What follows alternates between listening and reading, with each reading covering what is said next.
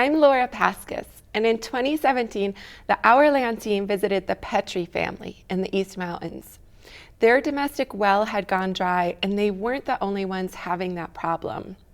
At the time, we also met with Philip Rust, a hydrogeologist with Bernalillo County who was tracking groundwater levels in the area. Today, many communities in New Mexico, including the East Mountains, are seeing a housing boom. More and more people want to move here, but wells are still drying and groundwater levels are still dropping. This week on New Mexico in Focus, I check back with Philip Rust to find out what's happening underground. Hi, Philip Rust. Thank you so much for being on New Mexico in Focus with me. Laura, thank you for inviting me back. I really appreciate you following up with me. Thank you. Great. So let's start really basic for our audience. Okay. We're talking about groundwater today. When we think about groundwater in New Mexico, we're not thinking about like a giant underground cave with a lake in it. That would be fortunate because an underground lake would have a lot more storage capacity than the rocks around here do. But yes, all we're talking about is water that is stored in the subsurface in small cracks between pores, between grains, over a vast area. And yes, it may seem like the numbers are big, but unfortunately the numbers we're withdrawing are also very big. And as we're here to discuss, unfortunately in a lot of places in Bernalillo County and the surrounding area, water levels are being depleted substantially faster than it's naturally recharging. So we did a show with you 4 years ago looking at the East Mountains. Can you describe for people a little bit what region we're going to be talking about? Well, we can talk about all of Bernalillo County, but there's a couple reasons why I don't want to focus on all of Bernalillo County, mostly because everything within Albuquerque is governed by the Albuquerque Water Authority. And I generally don't cross into their realm too much. Now, there's certain parts of Albuquerque that aren't incorporated that, like the North Albuquerque Acres area. A lot of people out there are still on wells. I do monitor some of their wells, but one of my things that I do for the entire community, primarily outside of Albuquerque, is I monitor those water levels in domestic wells. I've got almost 350 wells in the program that I now monitor. I do it about 3 times a year, and I will go to people's houses. I will check their water levels, and every time I do that, what I do is I send them an update with a summary of all the water levels I've taken to date, and also a graph showing their water levels over time. So it's a science-based and service-based program, and it's really working with the community, and they get the service and I get the science, and it helps them keep track of what's going on with our groundwater resources. And you brought up the East Mountains, and the reason I focus on that is because that's where the hottest place is as far as groundwater withdrawals. We see the greatest declines there, and actually Albuquerque itself is less. We still have to be very mindful about how much water we use, but there's been a very robust groundwater and water usage public awareness program in Albuquerque that has been very successful. And I'm going to quote some numbers, so please, if I don't do a very good job, but I want to say since the Albuquerque Water Authority has initiated a program to educate people for water conservation, water usage, they actually you've seen a decrease in the water usage from approximately 250 gallons per person per day to about 129 gallons per person per day, a substantial decrease. That's almost half what we used, say, 10 or 15 years ago whenever they started those programs. And what you've actually seen is the groundwater, the aquifers have rebounded in response to that decreased usage. And I think we can see the same thing in the East Mountains if we have a similarly robust community awareness program. Right. So when we talked 4 years ago, the county studies had shown that groundwater levels were dropping in the East Mountain area at 1.8 feet per year. Now, 4 years later, what are we looking at? It's accelerated.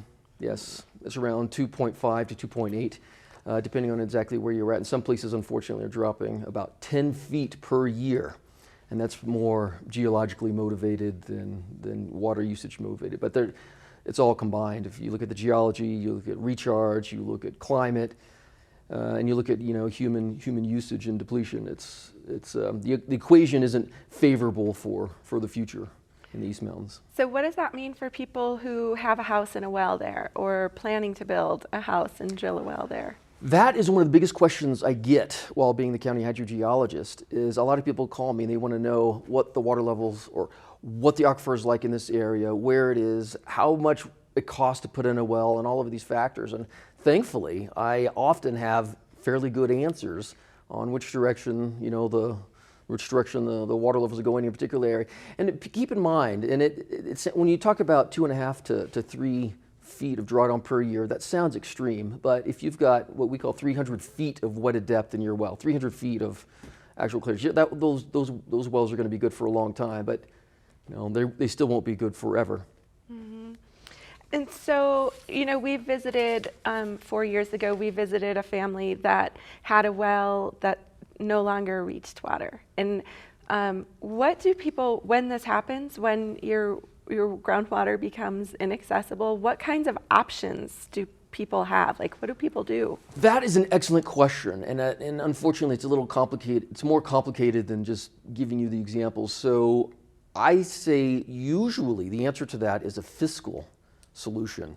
And what you're going to see is as water levels decline, people have to make a fiscal choice to either haul water, which tends to be very expensive, and they have to buy a big storage tank, and then they have a big system, and they have to haul water periodically, or they drill a deeper well. And I think what you're going to find is the people with the deepest pockets are going to be capable of drilling the deepest wells.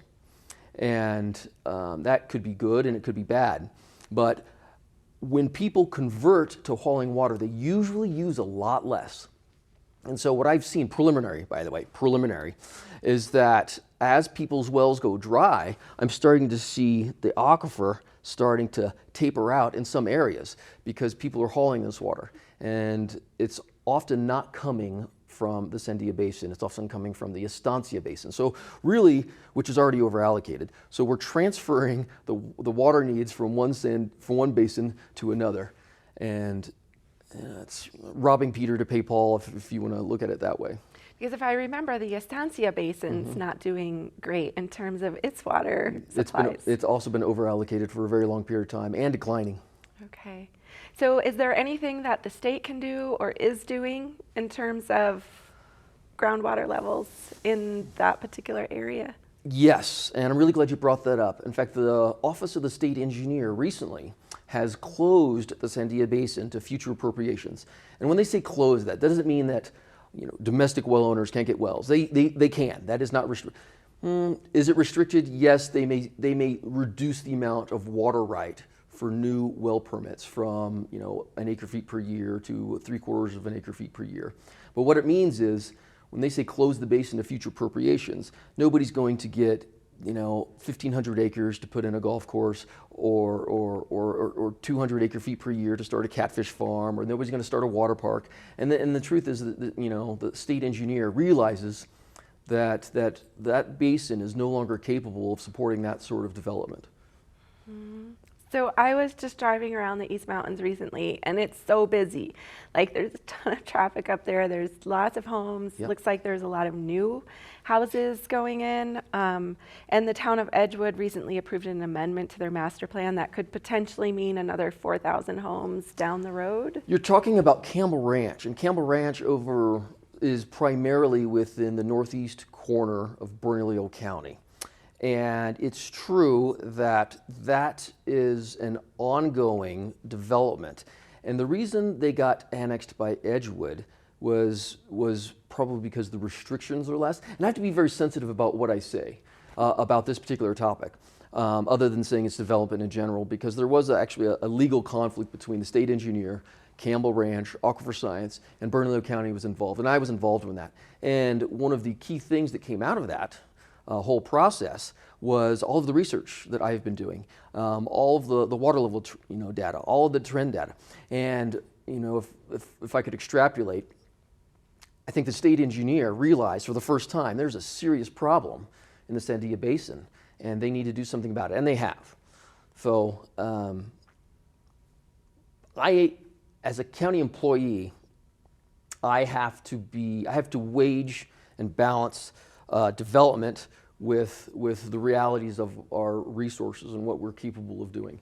And that's kind of what I do. But yes, development is continuing, has continued, and probably will continue to continue. I feel like that's one of the things that we see in lots of places, not just in the East Mountains, but we know that there's a constraint on water supplies. We know that that's likely going to continue and could potentially worsen in the future, but it doesn't always seem like our land use planning and our water planning are are intertwined. Can you talk about like if it is and maybe how we can do better?